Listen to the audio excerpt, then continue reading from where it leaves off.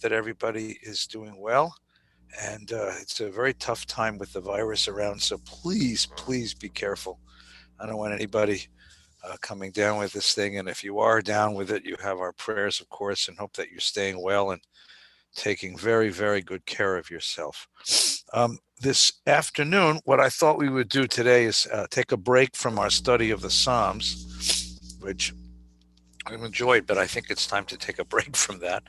And I'd like to take a look at some Hanukkah stuff, because Hanukkah begins tomorrow night at sunset. It's a unique and interesting holiday, and I thought we'd spend the afternoon meditating a little on what Hanukkah means and what the purpose of all of this is. So welcome to everyone who's on Facebook, on YouTube, and to Stan and David who are with me here on Zoom. I hope everybody's doing very, very, very well. So the Hanukkah holiday, of course, I mean, it becomes a powerful holiday in American culture because of its proximity to Christmas. In the course of Jewish life, it's never been such a big deal, but it does raise all sorts of interesting questions. And it's become a children's holiday. It has a great deal of joy. It comes at the winter solstice when the night is longest and the day is shortest and the darkness begins gathering at, I think, 2:30 in the afternoon already. It's beginning to feel like evening is coming. And we light lights. Lighting lights at the winter solstice, of course, is an old pagan rite. Our pagan proto-ancestors believed that the solstice indicated that the gods of the daytime, the gods of light, were losing their battle against the gods of the night. And so they would strengthen the gods of the day against the gods of the night by lighting bonfires and lighting lights and burning logs, all of these kinds of images. This became a very this became a popular religious rite in many, many, many corners of the world. Well, what happened, of course, is that both the rabbis of our tradition and the church fathers of the early Christian tradition fastened upon this holiday in order to tell a story. In both stories, they saw the darkness and the light. They saw the battle of light against darkness as a metaphor for the struggle of their particular religious community. For us, it became a metaphor of the struggle of Torah against the idolatry, the darkness of the idolatrous world that tried to snuff it out. And for the Christian fathers, it was the struggle of the righteousness of God embodied in the Christ child against the darkness of sin that had enveloped the world. And so in both cases, they adopted the winter solstice festival, washed it clean of its ancient pagan roots, reestablished their own holidays using light and darkness as the principal metaphor. And so even though the two holidays are very different and deal with very different narratives, very different stories, the Christmas holiday and the Hanukkah holiday do have something in common. It's not an accident that we are lighting a menorah each night and putting it up in the window, and our Christian neighbors are sticking lights up on their houses, lighting up a tree and burning a Yule log in the fireplace all night long. It's because it's all taken from that pagan winter solstice festival. Okay, now let's go back and take a look at the origins of the Hanukkah holiday and its complexities. All right, and I'm going to put something up on the screen, and if anybody would like to see this, I'm certainly glad to share this with you in a more private way. Here's just a quick chronology of this. Okay, so really quickly, remember that King David rises in about 1000 BCE. After King David, the kingdom splits north and south. The northern kingdom prospers until it's destroyed in 722 by the arrival of the Assyrian Empire, the first great Mesopotamian superpower. The southern kingdom persists for another 130, 140 years with the rise of the Babylonians. Assyria, by the way, is northern Mesopotamia. It's what's today called Mosul. Babylon is Baghdad. It's southern Mesopotamia. And the Babylonians supplant the Assyrians, and they also wish to conquer the world. So they wish to hold the highway between Egypt and Mesopotamia. We live on that highway. And so they come in 596, and they ravage the city of Jerusalem, take its treasures, put in a puppet government. In 586, the people of Jerusalem rise up against that government, and the Babylonians come to quell that rebellion. And in 586, they destroy the temple. They exile the leading citizens back to Babylon, where they sat by the waters of Babylon and they wept. And then they put together what we begin to call Judaism. Well, in 559, Cyrus, who's the great Persian king, rises to the throne. And some years later, he comes and takes over. He doesn't actually conquer, because the Babylonian Empire had sort of melted by then. He takes over Babylon. And Cyrus has a different idea. Cyrus believes that the Jews are an ally and they can hold his Western front. So he allows the Jews to return to Jerusalem and rebuild their temple. And in 516, the temple is rededicated. And that's the beginning of the Second Temple period. But the story of Hanukkah really begins some years later, 2 centuries later, when Alexander the Great conquers the Middle East. Alexander the Great is a great Macedonian, a great Greek king. He conquers the whole world. And for the very first time in, at least in human history, the history of Europe, we have an imperial power which spreads a common language. The Greek language, the money of Alexander, the culture of Alexander, the architecture of Alexander now spreads the entire Mediterranean, as far east as northern India, as far west as the reaches of Spain. In that whole territory, you could use the same money, speak the same language, observe the same laws. This becomes the first great universal culture, the first great globalism, the first great global culture. And of course, we're caught up in this as well. And there's a cultural aspect to the power politics that we're about to talk about. So Alexander dies very young and splits his kingdom into 3 empires, Greece, Egypt, and Syria. The Greek Empire then, it's transferred to Rome and becomes the Roman Empire. The Egyptians are ruled by the Ptolemy family in Alexandria. And the eastern part of the empire is ruled from the Syrian city of Antioch. And the king who rules in Antioch is a member of the family called Seleucid, and the city's called Antioch, so the king calls himself Antiochus. And you have a series of kings, the Seleucid kings, ruling this vast empire. Their empire was by far the biggest of the 3. And the problem was that the Seleucid Empire, the emperor, found himself ruling dozens and dozens of small city-states, small nations with their own culture, their own ways of doing things, their own language, their own customs. And there was little unity among within this kingdom.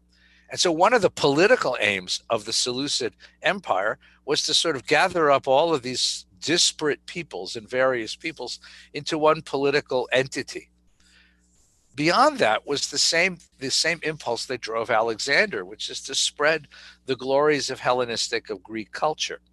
And so by 175, when Antiochus IV ascends to the throne, it becomes his mission to try to continue to unify his kingdom and spread his culture. And here is where the story gets really interesting, because the question that what ends up happening empirically is that Antiochus sends a statue of Zeus for the temple of Jerusalem. Now the question here is, did Antiochus do this on his own? Or did he do this at the invitation of a class of Jews in Jerusalem who wanted to further the program of the Hellenization, the globalization of Judean, of Jewish culture? And the question then is Hanukkah ultimately a battle for religious freedom against a religious tyrant? Or is Hanukkah a civil war? A civil war fought on the question of how much of the outside culture can Jews assimilate and integrate and make their own before they completely lose their identity altogether? Now, those are the 2 ways of reading the story. And we've read the story both ways pretty much forever. And you'll see that in just a moment. But just to finish the story, so Antiochus orders an altar to Zeus erected in the temple. There's a revolt in the countryside, led by a countryside priest named Mattathias and his 5 sons. that revolt takes off, and in about a year and a half, that revolt manages to liberate or conquer or take back the city of Jerusalem, cleanse the temple, rededicate it. That's what the word Hanukkah means, to rededicate it to the worship of the God of the Bible. Judah, who is the leader of the band, establishes his brother Simon and then his brother Jonathan as the priests of the Holy Temple. And then upon their death, they establish a monarchy. And the monarchy is, it's called the Hasmonean, the Hashmonai family. Excuse me. And that monarchy rules for 100 years. It rules for 100 years. And then in the year 63 BCE, there is a rivalry between the two heirs to the throne, the great-great-great-grandchildren of Simon Maccabee, whose names, ironically, are Aristobulus and Hyrcanus. It shows you what happened to the Hellenistic influence. And the Romans come in to settle the Romans come in to settle the rivalry between the two princes and end up staying to rule the land. So Hasmonean or Maccabee independence lasts for 100 years, from 165 or 165 BCE till 63 BCE. And we then gave up our autonomy to the Romans.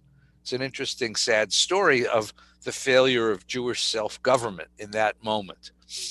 Well, now the question is, what happened here? Was this a war against tyranny? Was this a war within the Jewish people? And the answer is, it looks like it was all of that. And we have a document. We have a document which looks like it is contemporaneous. That is, it came from that time and period. It's a book called the Book of Maccabees. And the Book of Maccabees is included among those books that never became part of the Bible, but were held as somewhat sacred by the Jewish community and later preserved and protected by the Catholic community. And we have access to this book.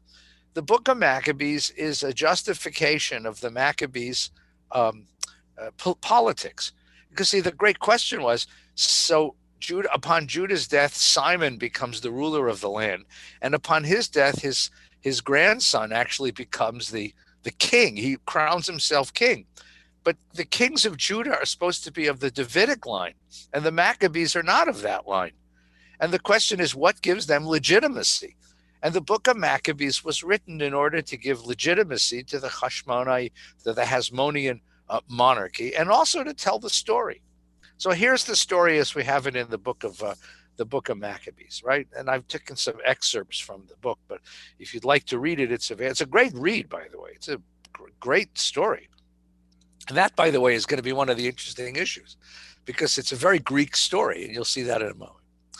In those days, lawless men, see right away, there's no attempt to be fair and balanced. This is an editorial.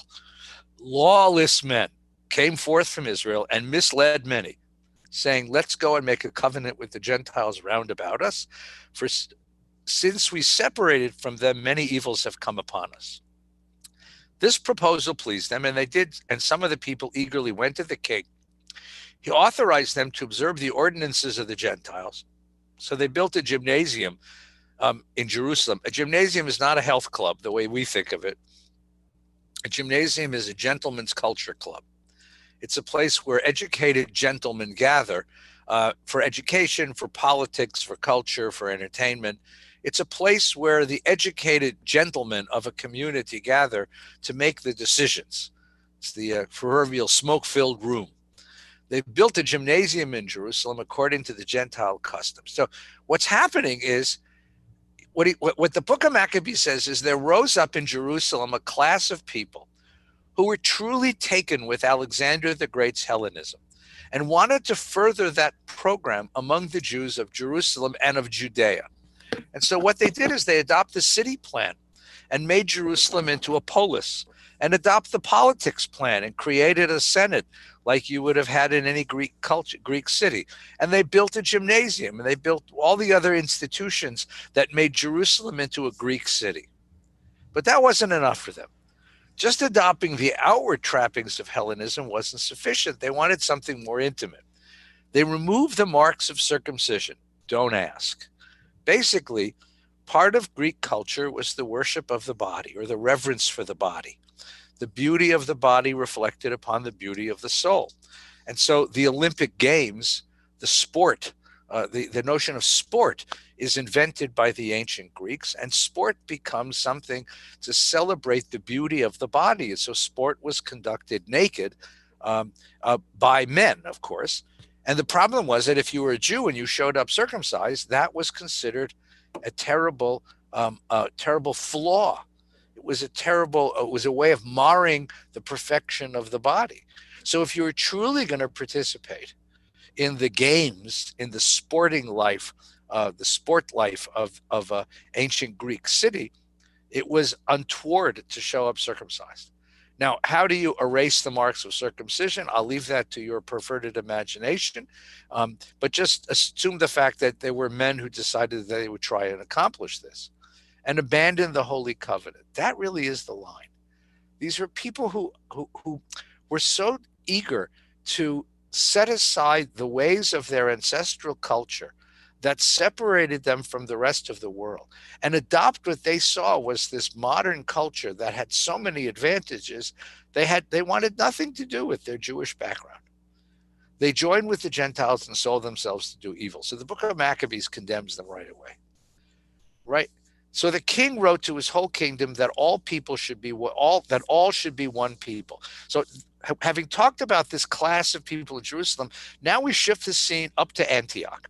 And in Antioch lives the king, and the king has the problem of diverse kingships, of diverse kingdoms, of small satrapies, small principalities in his kingdom, and he wants to unite them into one people, not just politically, but culturally. So he wants to spread Hellenism, both because he believes in it, it's his own culture, and also because it serves his political interests. All should be one people and abandon their particular customs. All the Gentiles conformed to the command of the king, and many Israelites delighted in his religion and sacrificed to idols and profaned the Sabbath. The king sent letters by messenger to Jerusalem and to the cities of Judah, ordering them to follow customs foreign to their land, to prohibit burnt offerings, sacrifice, and libations in the sanctuary, to profane the Sabbath and feast days, to desecrate the sanctuary and sacred ministers, to build pagan altars and temples and shrines, to sacrifice swine and unclean animals, to leave their sons uncircumcised and defile themselves in every kind of impurity and abomination, so that they might forget the law and change its ordinances. Maccabees saw that the crime of Antiochus was to try and draw the Jewish people away from Torah, away from the ways of their ancestors. That was his motivation. His motivation was political and it was cultural.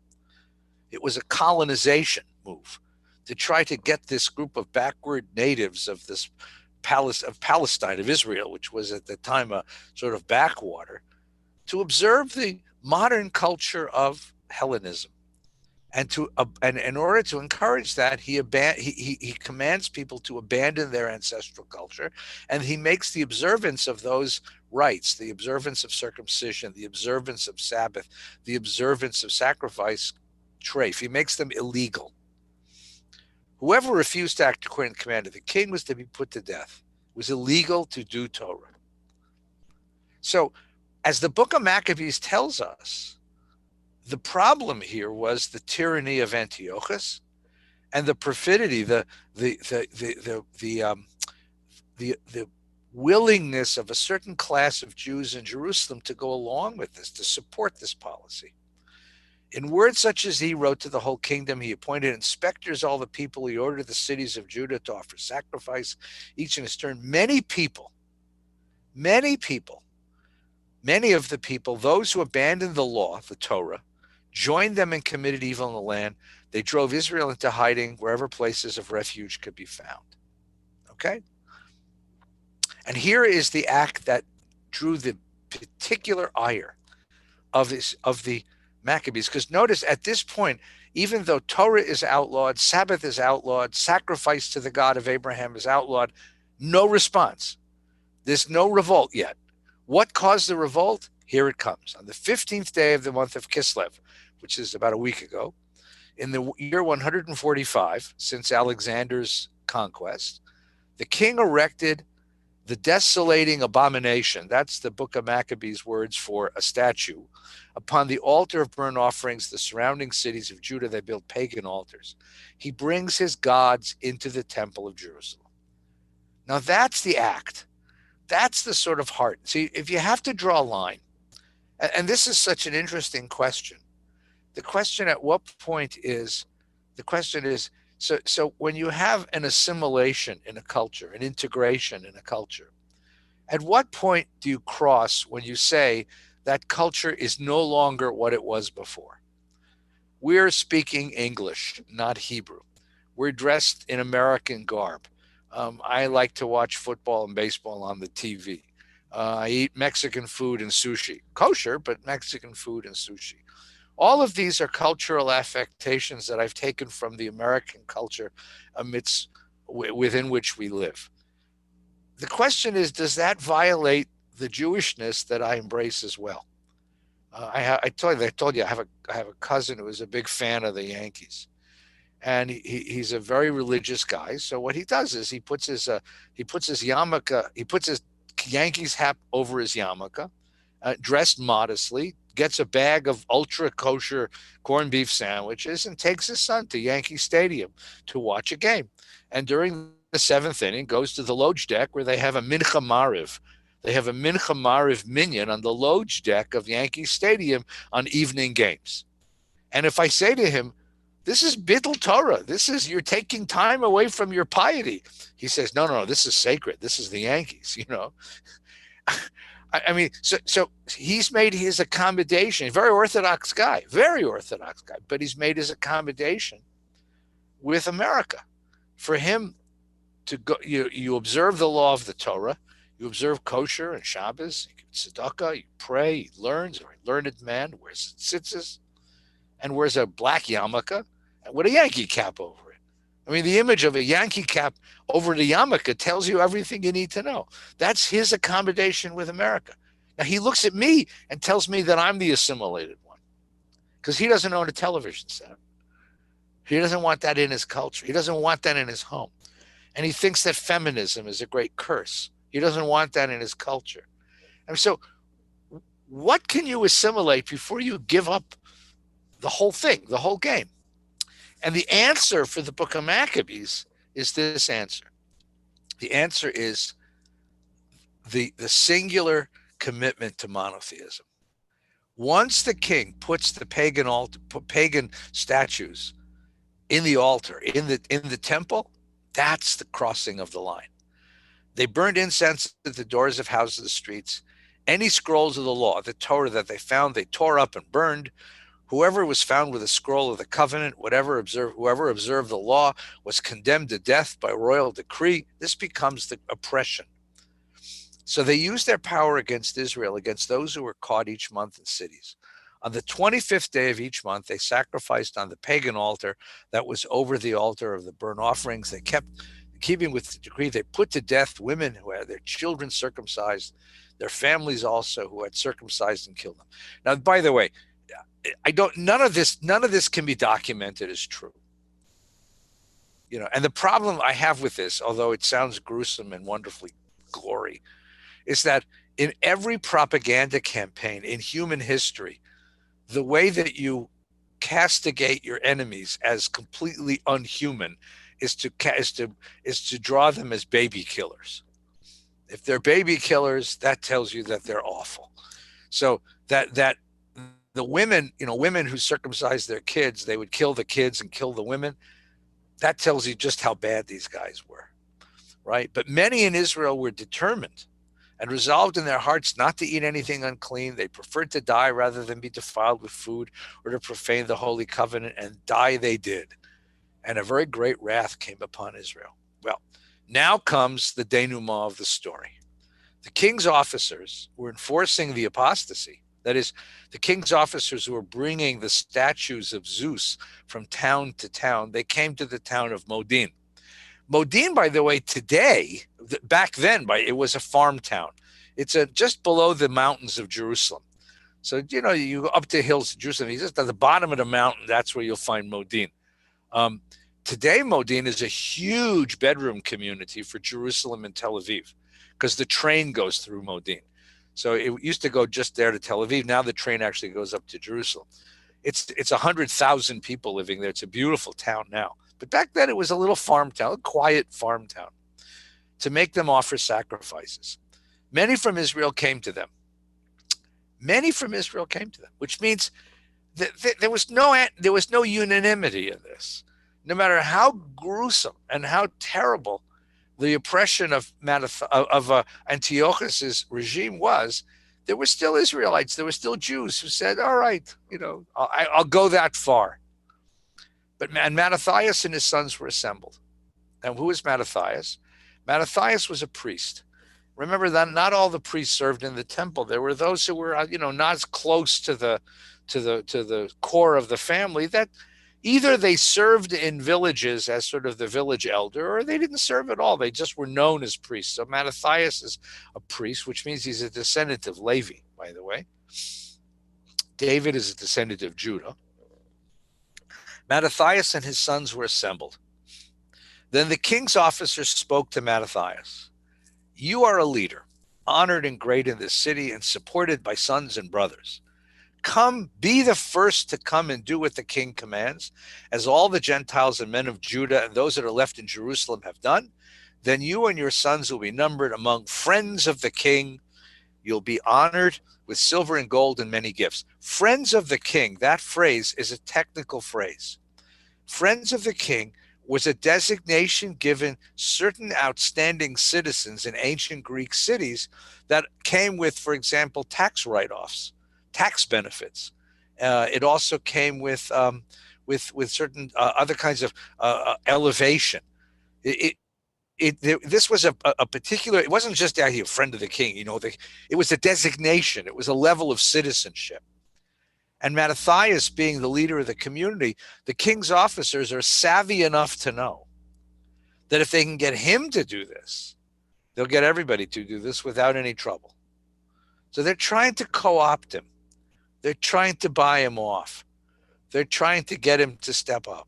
Because if he will, then their task is done. They've managed to convert the city. But Mattathias answered and said in a loud voice, even if all the nations that live under the rule of the king obey him and have chosen to do his commandments, departing each from the religion of his fathers, in other words, even if everybody else has no regard to their ancestral faith and culture, yet I and my sons and my brothers will live by the covenant of our fathers. Far be it from us to desert the law and the ordinances. We will not obey the king's words by turning aside from our religion to the left hand or to the right hand or to the left. What's so interesting about that speech is, and David's here so he can tell us how this works, that's what you call soliloquy, right? And as you read that speech, you realize that what you're reading is a drama. This is a script.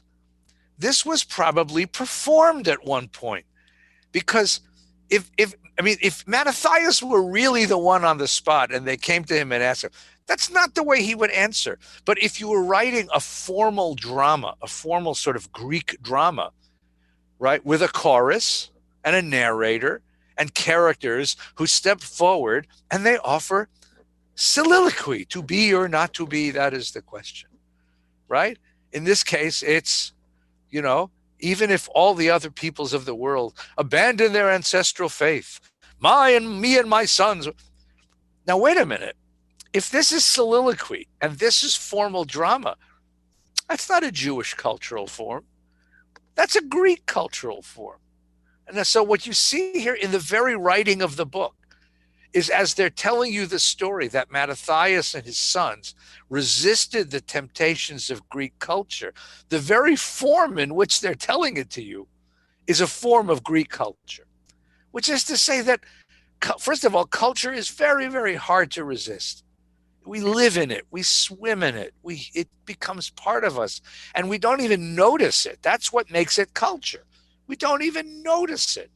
The writer of the Book of Maccabees, who's trying to make a case that there was a clear distinction between Jewish and Greek culture, tells it in a way that's a Greek way of telling it. That's the irony of the book. And so he gives us this wonderful soliloquy by the Mattathias character. And you can almost imagine this being performed as a Hanukkah play, where Mattathias steps forward and he makes this, and the audience like starts screaming for him, because that's what the. So what happens? I know you want to know what happens, right? Mattathias and his friends went about and tore down the pagan altars. Right? Oh, wait, we missed up. I'm sorry. When he finished speaking these words, a Jew came forward in the sight of all to sacrifice upon the altar in Modin, according to the king's commandments. So Mattathias declines, but somebody else pushes ahead of him in line and says, look, if you don't want to do it, it's fine. I will. I want to have the designation as a friend of the king and the tax write-off that comes with it. I want to get the rights and privilege, and I want to observe the king's law. So a Jew walks up and offers something on the altar to Zeus in the sight of the whole town. When Mattathias saw it, he burned with zeal. Now that's an interesting phrase. He burned with zeal. If you remember in the Torah, there is a story in the Torah, in the fourth book, the Book of Numbers, closer to the end than the beginning, about a man named Pinchas. And the story in the Torah was that Pinchas is the son of Eleazar, the son of Aaron the priest. He's the grandson of Aaron, the great nephew of Moses. They were approaching the land of Israel, and the Midianites couldn't conquer them or stop them. So they sent out their women to seduce Israelites into worshiping the gods of the Midianites. And a priest, a chieftain, the son of a chieftain of the tribe of Shimon, starts having an affair with the daughter of the Midianite priest. Her name was Cosby. And Pinchas sees this and immediately goes berserk, takes a spear, a javelin, and basically thrusts through these two people in the same moment. I mean, shish kebabs these two people. So this tribe of Levi, and that's the story of burning with zeal. Before that, we have the story of Moses, who sees an Israelite being beaten to death by a slave master and kills the slave master. Before that, in the story we just read last week, we had the story of, in the Torah we read last week, of Shimon and Levi, the two sons of Jacob, going after the people of Shechem for having either seduced, raped, or borrowed their sister Dinah. The tribe of Levi, Mattathias' ancestors, has a history of passionate action on behalf of the Jewish people, of passionate violence, of holy violence. So he becomes wholly violent. He burns with zeal, and his heart was stirred. He gave vent to righteous anger. He ran up and he killed him on the altar. So who was the first casualty of the Maccabean War? The Jew, who gave up his faith in order to observe the king's commandment and show obeisance to the king. At the same time, he killed the king's officer, forced them to sacrifice, tore down the altar. Then Mattathias cried out in a voice, cried out in the city with a loud voice, "Let everyone who is zealous for the Torah and the covenant come out with me." And he and his sons fled to the hills, and they left all they had in the city. And that's the beginning of the war. And the beginning of the war is a war against those within Israel who had been seduced or coerced into sacrificing to this Zeus statue. The story goes on. I want to get to the end of the story because that's the part that everybody loves and knows. And that's this part here. So what happens is they go to war. Mattathias is killed. Judah becomes the leader of the clan. And he takes his war up to Jerusalem. And there he liberates Jerusalem from the Greeks. And here they are, right? He said, "Behold, our enemies are crushed. Let us go and cleanse the temple." So they destroy the garrison of Antiochus, the soldiers that's protecting Jerusalem. They go up to the temple. They go up to Mount Zion, and they saw the sanctuary desolate, the altar profaned, the gates burned. They rent their clothes. They mourned with great lamentation. They fell down to the ground and sounded the signal on trumpets and cried out to heaven. And after they finished mourning for the broken temple, they tore down the altar, they cleansed it, they rededicated it, they tore down the altar, stored the stones in a place on the temple hill until they should come a prophet, tell them what to do with it. They took new stones, unhewn stones, as the Torah tells us at the end of the book of Exodus, and built a new altar like the former one, rebuilt the sanctuary, the interior of the temple, consecrated the courts, made new holy vessels, brought in the lampstand, that's the menorah, the altar of incense, and the table into the temple. They burned, the italics is mine. They burned incense on the altar, lit the lamps on the lampstand. It gave light to the temple. They brought bread, hung up the curtains, finished everything they did. And on the 25th day of the 9th month, which is Kislev, that's tomorrow night, they offered sacrifice as the Torah commands. And so at the very season, on the very day that the Gentiles had profaned it, a year later, it was dedicated with songs and harps and lutes and cymbals. All the people fell on their faces and worshiped and blessed heaven who had prospered them. They celebrated the dedication of the altar for 8 days, because in Leviticus, that's how long it took for Moses to inaugurate the Mishkan, the tabernacle. And Judah and his brothers determined that every year at the season of the dedication of the altar should be observed with gladness and joy for 8 days, beginning with the 25th day of the month of Kislev. What's missing? What's missing is the dreidels. What's missing are the latkes. What's missing are the presents. What's missing is the menorah story. That wasn't the miracle. The miracle for the Book of Maccabees was that this small band of zealots came and overthrew a global culture in order to establish the purity of Israelite culture at a moment when Israelite culture was losing its battle to remain a distinctive and engaging culture, an engaging religious culture. That was the miracle for the Book of Maccabees. Where did that other story come from? Well, I'm glad you asked. Here's where it comes from. You see, the story of the Maccabees starts out so glorious and ends up so sad. You have 5 generations of Maccabee rulers, and by the time you get to 63 BCE, the Maccabees have so misruled the land and become so terribly corrupt and so Greek that the people of the land hate them. That is, the Jewish people abandon their love for the Maccabees because the Maccabees abandoned the mission of protecting the Israelite people and the Jewish people and their culture from the world. And so by the time Pompey comes, the Roman general comes, the Jews are willing to give up their independence in order to gain a measure of political stability and peace. And at the same time, they absolutely hate the Maccabees. And the holiday gets put away.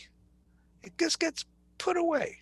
No one observes it for about 300 years until the Romans become brutally oppressive.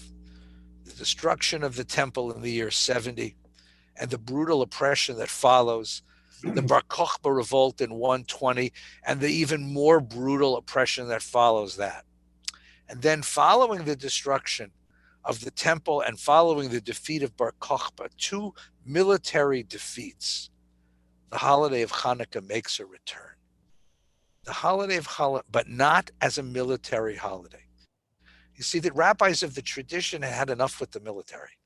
They learned that military isn't the way the Jews are going to establish their place in the world. So they had no interest in celebrating a military holiday. So they retold the story. Now, the story, again, is not a very big story. There's no book of the Talmud called Masechet Hanukkah or Masechet Menorah. It's actually in Talmud Shabbos where it occurs. And the discussion in Talmud Shabbat has to do with Shabbos candles. And they're talking about what kind of candles can you use for Shabbos candles, because they want to use nice candles, good candles. The thing they're worried about is suppose you light cheap Shabbos candles and you're trying to read a book and the candles sputter out in the middle of an interesting paragraph. You will be tempted to relight them even though it's Shabbos.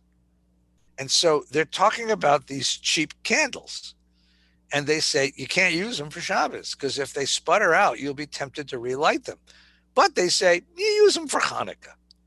And the discussion stops cold in the middle of this Hanukkah. And the Hebrew is my Hanukkah. What is Hanukkah? What is Hanukkah? And this is the description of Hanukkah.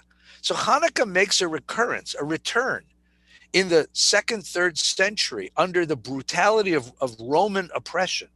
Because once again, the rabbis find themselves in a position where darkness and light are at war with each other. Only now they don't want to celebrate a military victory. They've had 2 brutal defeats. They want to talk about the power of culture, the power of persistence, the tenacity of culture, the tenacity of the Jewish people to protect their culture against a world of darkness. So the rabbis taught, this is now 2nd century CE, which makes, figure out how many years that is, about 400 years since the Maccabees. On the 25th day of Kislev, which is tomorrow night, commence the days of Hanukkah, which are 8, on which lamentation for the dead and fasting are forbidden. For when the Greeks entered the temple, they defiled all the oils therein. And when the Hasmonean dynasty, that's the Maccabees, prevailed against and defeated them, they made search, and they found only 1 cruse of oil, which lay with the seal of the high priest, but which contained sufficient for 1 day's lighting only. Yet a miracle was wrought therein, and they lit the lamp therewith for 8 days. The following year, the days were appointed a festival with the recitation of Hallel and thanksgiving. And just to make sure you get the point, the Haftorah, which we're going to read on Shabbos, which is Shabbos Hanukkah, the Haftorah comes from the prophet Zechariah, who was a prophet who lives after the exile during the years when we were trying to rebuild the Second Temple. And he's dealing with the deep despondency, the disillusionment and depression of the community of Jerusalem, fighting to try to build this temple under terrible odds. And the word of the Lord comes to Zerubbabel, who's the leader of the community. And he says, Lo b'chayil v'lo b'koach, im beruchi amar Adonai, not by might and not by power, but my spirit, says the Lord of hosts. Not by might and not by power. So in both cases, the rabbis are going to transform this holiday from a military victory to the victory of light over darkness, to the victory of culture over barbarity, and the victory of faithfulness over compromise with the world outside. And that becomes what the rabbis see as the great miracle of Hanukkah. And the 2 stories exist together. The defeat of the Maccabees, the defeat of the Greeks by the Maccabees, and the lighting of the lights. And the rabbis prefer the lighting of the lights because they want to see this as a holiday which is perennial, not just as a military victory, which happened a long time ago, but the perennial task of a small people to protect its ways in the world against a large global culture which is always impinging itself upon. And that's the story of Hanukkah that we're talking about tonight. All right, let's take a moment. David, Stan, any questions? You guys get the whole thing to yourselves. Stanley. Yeah. Would you say then that this story also is the beginning of denominations as we know them today? I wouldn't. What can you accept and what can't you accept? It's not denominations, but there's always been. You see, this is what's so interesting about this story. There's always been a range of responses to the cultures amidst which we've lived. First of all, there's no Jew ever lived who was completely isolated from the culture in which he or she lived. They're not. I mean, and so many elements of what we consider authentic Judaism were I wouldn't say stolen. They were borrowed from the outside, right? I got really good and bad news for you. There's no such thing as Jewish rye bread. There's nowhere in the Torah that you'll see how to make rye bread. Jewish rye bread was Russian bread that we happened to bring with us. And when we moved to New York and established bakeries, they made a rye bread that was called Jewish rye bread, right? There's no such thing as, I mean, look, Yiddish. What's more holy than Yiddish? You know, Yiddish is 80% German, 80% medieval German, 20% Hebrew. The Talmud is written as a Greek Roman legal document. I mean, so many of our cultural forms from the very beginning, we have always been, and we will always be, in a fruitful conversation with the cultures outside. The question is, what are the lines you don't cross?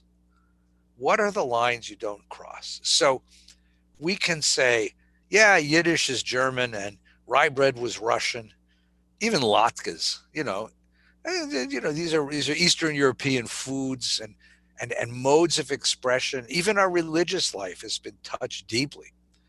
But a Christmas tree, somebody made the idea that in 300 years Christmas trees will be orthodox, that we'll assimilate that like everything else we've assimilated. But a Christmas tree is questionable because a Christmas tree belongs to a faith community that's not ours. It's not an idol, God forbid, but it is an emblem of a faith community that belongs outside of ourselves. The great philosopher Ahad Ha'am talked about the difference between imitation and assimilation. He says assimilation is a process of digestion. You take in from the outside and make it your own, and it nourishes you. Imitation is when you take in something that isn't you and try to become it, instead of letting it nourish your own distinctiveness. That distinction is a beautiful distinction, but it's very hard to make. It's a very hard distinction to make. So I would suggest that in every generation, Jews have had an encounter with the outside world. And we've tried to figure out what is imitation, what is assimilation, what nourishes us and what poisons us, what is useful and bolsters our culture. I mean, look, Zoom has become part of Jewish life.